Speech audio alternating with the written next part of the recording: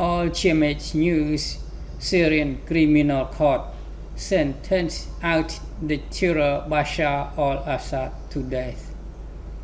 តុលាការព្រហ្មទណ្ឌស៊េរីបានកាត់ទោសជនផ្ដាច់ការលោក Bashar al-Assad ដែលត្រូវបានគេបណ្តេញចេញពីអំណាចប្រហារជីវិត The Fourth Criminal Court in Damascus sentenced out Syrian dictator Bashar al-Assad to death in absentia after convicting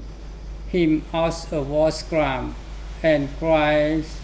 against humanity ជាលើកទី4ហើយតុលាការព្រហ្មទណ្ឌក្រុងដាម៉ាកាសបានកាត់ទោសប្រហារជីវិតកំបាំងមុខជនផ្ដាច់ការលោក Bashar al-Assad ដែលត្រូវបានគេបណ្តេញចេញពីអំណាចពីបទបង្កឧក្រិដ្ឋកម្មសង្គ្រាមហើយនិងឧក្រិដ្ឋកម្មប្រឆាំងនឹងមនុស្សលោកបាទសូមអរគុណ